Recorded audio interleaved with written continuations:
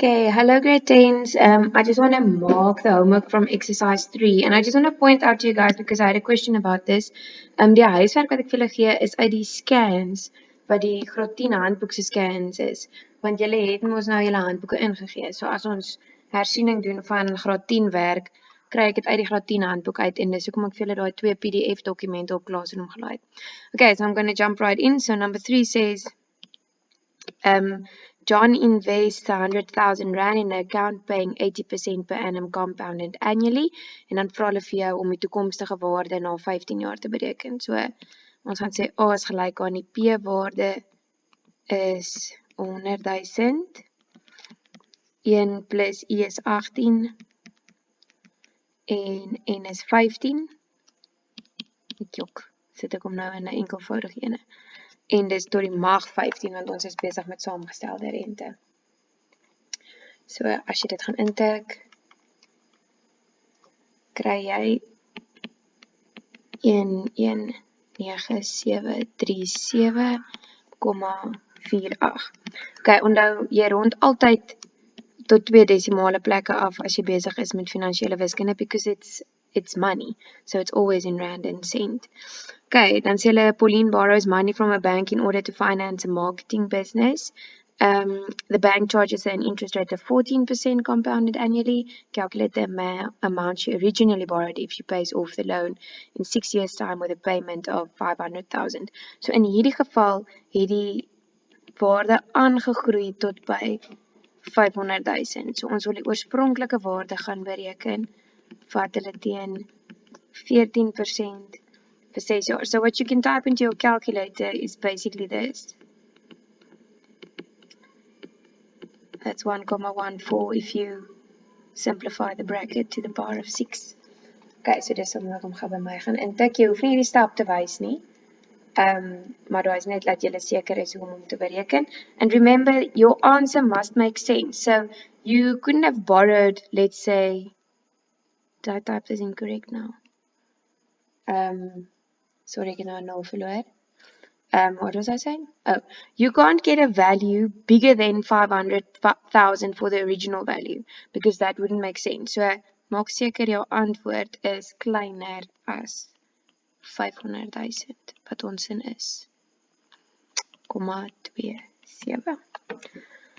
Okay, nummer 5 sê hulle R600,000 word vir 4 jaar belê en dit groei tot R6,000 word vir 4 jaar belê en dit groei tot R7,000 en hulle vra vir jou om die rentekoers te bereken. So this time we are looking for the interest rate. So your final value is 7,000. You start with 6,000. Hier is wat ons wil bereken en dit het oor 'n tydperk van 4 jaar gegroei. So I'm going to start by dividing by the 6,000 en dan gaan hierdie ene vereenvoudig na 7 op 6 toe.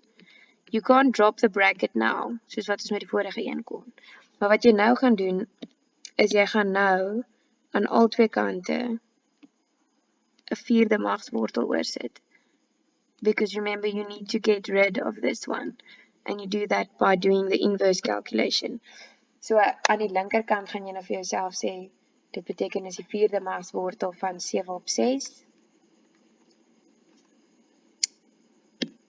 Which is 1,03928. Gaan nie die hele een uitskryf nie, maar ek hou hom op my sakrekenaar. En aan die kant het jy dan nou net daai 1 plus I oor. So then when you subtract the 1, you are left with 0,03928. En onthou dan skryf jy hom as rentekoers. Jy hoef nie daai squiggly hakies te maak nie. Okay, so ons maal hom nou met 100, soos 1, 2, so dit gaan wees 3,93%. Normally when they're talking interest rates, you only write it as to 1 decimal. So you could have written this one as 3,9% as well. Doesn't matter. Okay, onthou as hulle nie spesifiseer nie, maak dit nie eintlik saak nie, behalwe soos ek nou maar gesê het, by geld is dit altyd tot 2 desimale plekke, omdat dit rand en sent is.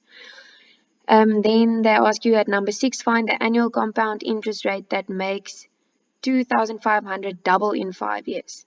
Okay, nou hulle kon enige bedrag hierso gesit het, dit maak eintlik saakie, maar kom ons werk nou maar met hom so. So as R2500 verdubbel, gaan dit verdubbel na R5000 toe. Dis 3 mag 5. As jy hom hier gaan deel, so 5000 gedeeld deur 2500 gee obviously vir jou 2.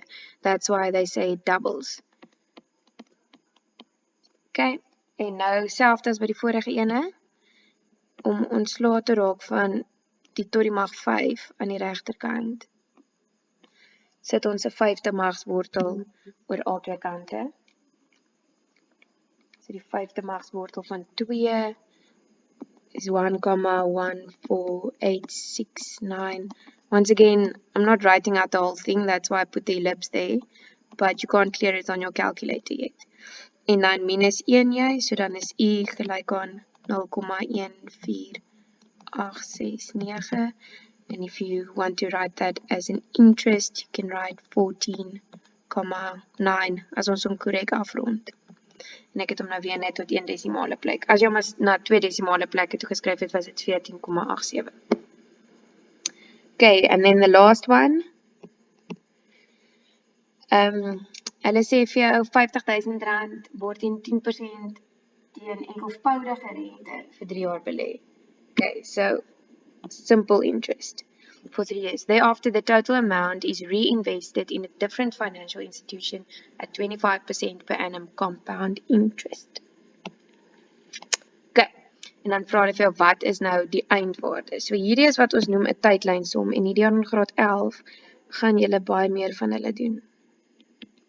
So wat ons gewoonlik doen, is ons werk met 'n tydlyn, en hy gaan tot by 5. 1, 2, 3, 4, toos T5. Okay, en jy hoef nie bekommerd te wees nie. Sorry, is nou my hond wat hier blaf. Jy hoef nie bekommerd te wees nie, die tydlyn tel nie punte nie. So dit wat ek nou gaan teken, gaan nie punte tel nie. Ek wil net vir julle wys wat die maklikste manier om te werk. Okay, so heel aan die begin sit ons R5000 in. Okay, and then that is invested for a 3-year period. So for these 3 years, we are working with the interest rate of 10% en dis enkelvoudige rente. Very important. Dan wat ook al die bedrag hier is, so whatever this adds up to, we reinvest. So it's not the 5,000 again, the 50,000, sorry. Making mistakes with my zeros. It's not the 50,000 that you invest again. It is whatever the 50,000 plus the interest that it accumulated over these 3 years. You reinvest here at a new interest rate of 25%. And now it's compound. So the saamgestelde rente. And what we want to calculate at the end is whatever value has accumulated in total at T5. Okay. So wat ek gewoonlik doen is, ek gaan sê, ons gaan nou eers tot by die T staan vir term, but you guys don't have to worry about that. So T0 is where you took out the loan or the investment. So term 0, term 1, dis na 1 jaar, na 2 jaar, na 3 jaar. Okay. So we have the 50,000.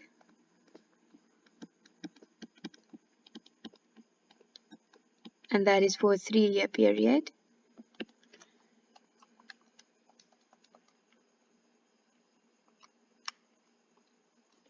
So that grows to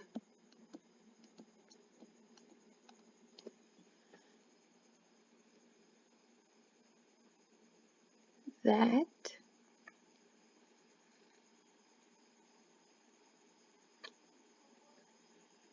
Okay. So het gegroei tot by 65,000. And now we reinvest that into a different bank account. Vir jou beginwaarde is nou nie meer 50,000 nie. Dit is 65,000. And now you are investing it at 0,25%. But now remember, the time isn't 5 years. There's only 2 years left. So you've already spent 3 of the years. Now there's 2 more years left.